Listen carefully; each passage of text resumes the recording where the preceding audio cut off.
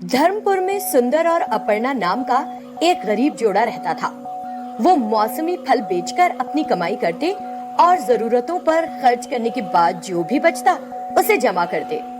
भगवान के आशीर्वाद से हमारा काम अच्छा चल रहा है। क्यों ना हम परिवार आगे बढ़ाने के लिए अस्पताल में अपना चेकअप करवाएं? हाँ, हमारे अलावा हमारे सभी शादीशुदा दोस्तों के बच्चे हो चुके हैं। चिंता मत करो, भगवान जल्दी हमारी भी झोली भरेगा।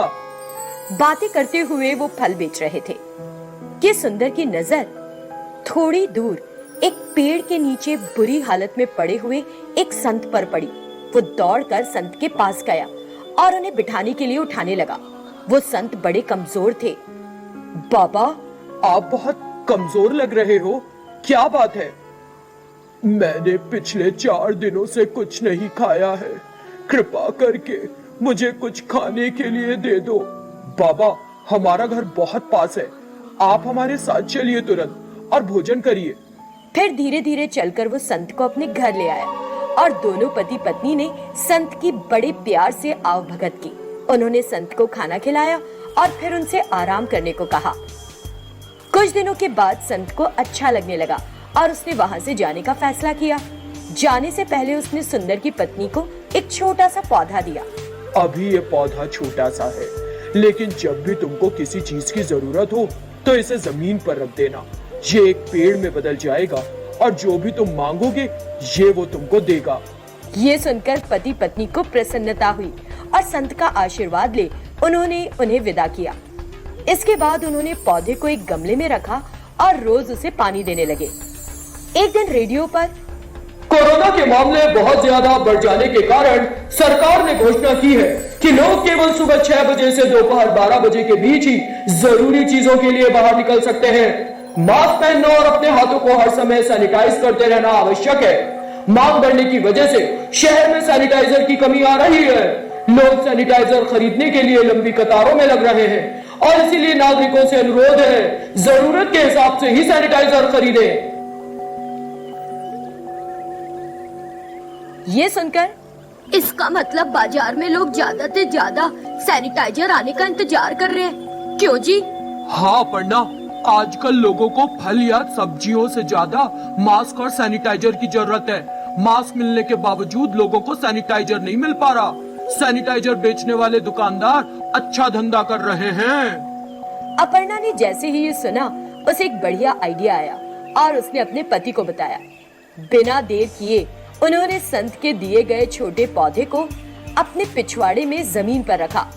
वो पौधा तुरंत पेड़ में बदल गया और उन दोनों ने हाथ जोड़कर नमस्कार किया। जादुई पेड़, कृपा करो हमें सैनिटाइजर दे दो। तुम्हारी हर इच्छा पूरी होगी। और अचानक पेड़ पर ढेर सारी सैनिटाइजर की बोतलें लटकती दिखाई दी। अपर्णा और सुंदर बहुत खुश हुए और उन्होंने तुरंत सैनिटाइजर की बोतलें तोड़कर एक गाड़ी में रख दी और बाजार में बेचने के लिए दौड़ पड़े। आइए आइए, हमारे पास आप सभी के लिए ढेर सारे सैनिटाइजर हैं। लोग फौरन उनकी दुकान पर पहुँचे और सैनिटाइजर खरीदने लगे। सुंदर और अपर्णा ने बहुत पैसा कमाया और परिवार आगे बढ़ाने के लिए तुरंत अस्पताल में अपॉइंटमेंट बुक किया। डॉक्टर ने उन दोनों की जांच की और सब कुछ सामान्य निकला। डॉक्टर ने उन्हें बताया कि वो आसानी से माता पिता बन सकते हैं। एक गांव में राजैया और चिन्नमा नाम के पति पत्नी रहते थे। वो बहुत निर्धन थे। राजैया शराबी था और उसने कभी भी गृहस्थी चलाने के लिए कोई पैसा नहीं कमाया था।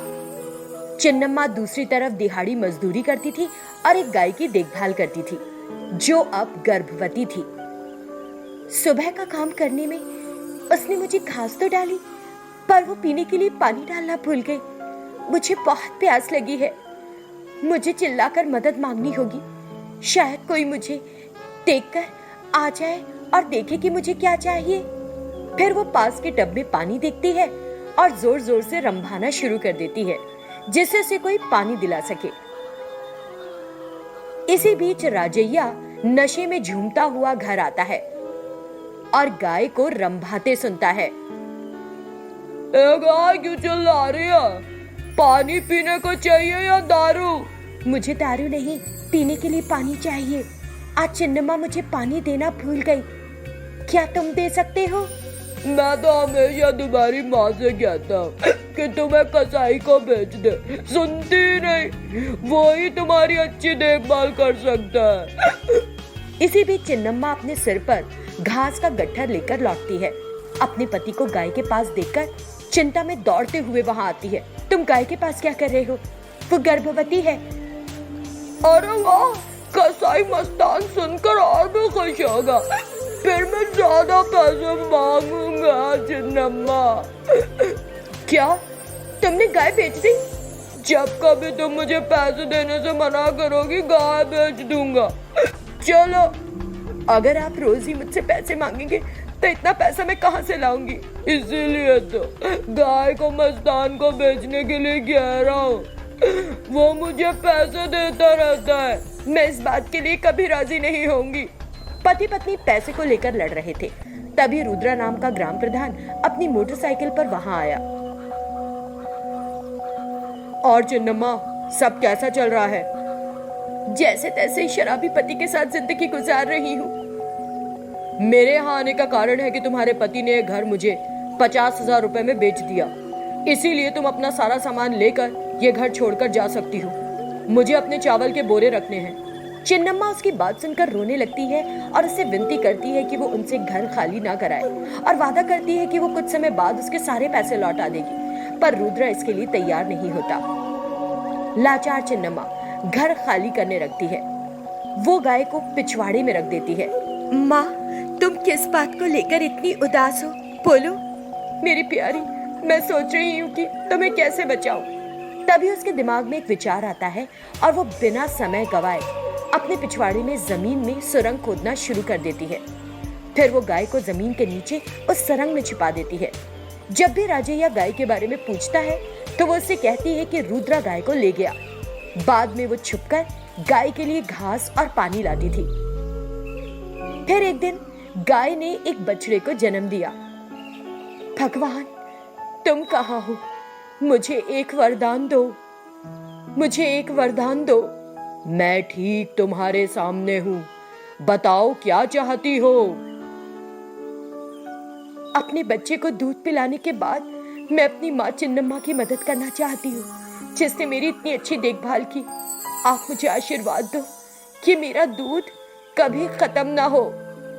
तथास्तु, ऐसा ही होगा। तब भगवान वहां से अदृश्य हो जाते हैं। गाय फिर चिन्नम्मा को बताती है कि वो उससे जितना चाहे उतना दूध दूह सकती है। उसके बाद चिन्नम्मा गाय से निकाले गए दूध को बेचना शुरू कर देती है और धीरे धीरे वो अपने लिए एक छोटा सा घर खरीद लेती है और फिर खुशी खुशी रहने लगती है।